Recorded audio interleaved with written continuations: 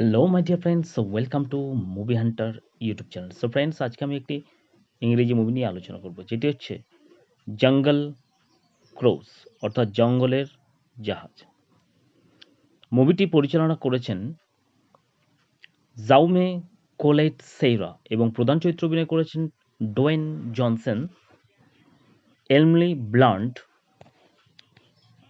Jack Whitehall, Jesse Plemons ও আরও অনেকে।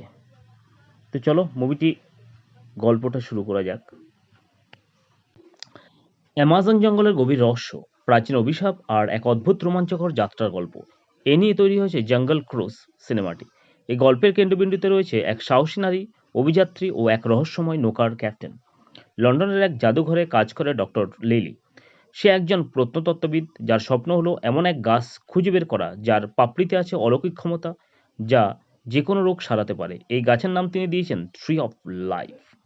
কিন্তু সমস্যা হলো, সেই সময় নারীদের এই ধরনের অভিযানে অংশ নেওয়া সমাজে গ্রহণযোগ্য ছিল না। তবুও লিলি দমে যাওয়ার মেয়ে নয়। তার ভাই ম্যাককে নিয়ে সে চুরি করে একটি প্রাচীন তীরচিহ্ন বা অ্যারোহেইড, যা তাদেরকে সেই গাছের অবস্থান জানাতে সাহায্য করবে, সেটি নিয়ে রওনা দেয়। লিলি ও ম্যাক পৌঁছে যায় ব্রাজিলের অ্যামাজন জঙ্গলে। সেখানে তারা খুঁজে পায় এক অদ্ভুত নৌকার ক্যাপ্টেন ফ্র্যাঙ্ক উলফ।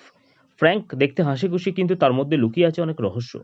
ফ্র্যাঙ্ক প্রথমে লিলিকে সাহায্য করতে রাজি হয় না, কিন্তু পরে টাকার লোভে কিছুটা কৌতূহলবশত তাদেরকে নিয়ে যাত্রা শুরু করে পুরনো নৌকা লা খুইলাতে। অ্যামাজন জঙ্গল মোটেই সহজের জায়গা ছিল না। সেখানে রয়েছে ভয়ঙ্কর জন্তু, বিষাক্ত সাপ আর অজানা বিপদ। ফ্র্যাঙ্ক মাঝে মধ্যে মজা করতে থাকে এবং ভয় দেখাতে থাকে তাদের।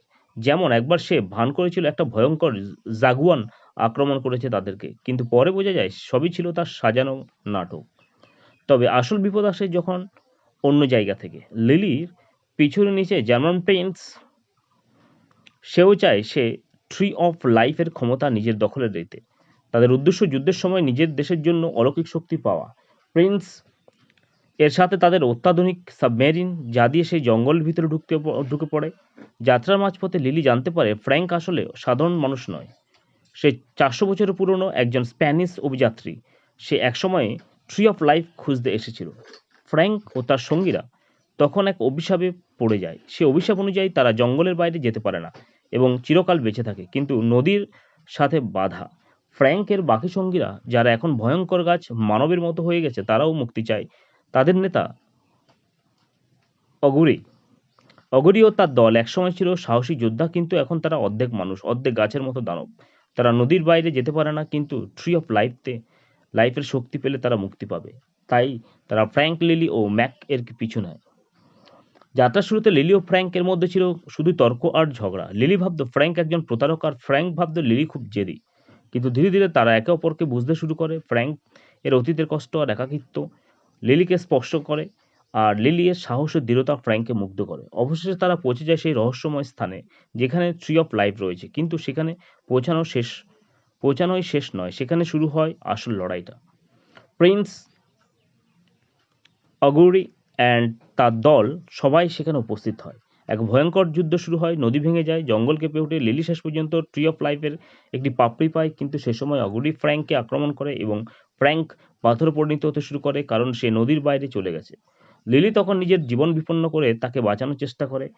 লিলি সেই পাপড়ি ব্যবহার করে ফ্র্যাঙ্ককে আবার জীবিত করে তোলে। এর ফলে ফ্র্যাঙ্ক অভিশাপ মুক্ত হয়। অন্যদিকে অগুরি ও তার দল চিরতরে ধ্বংস হয়ে যায়।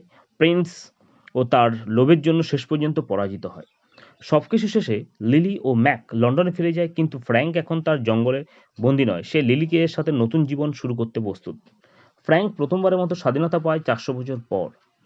জঙ্গল ক্রুজ শুধুমাত্র একটা অ্যাডভেঞ্চারের গল্প নয়, এটি সাহস, ভালোবাসা ও মুক্তির গল্প। লিলি এর অদম্য ইচ্ছাশক্তি ও ফ্র্যাঙ্কের আত্মত্যাগী গল্পকে অনন্য করে তুলেছে।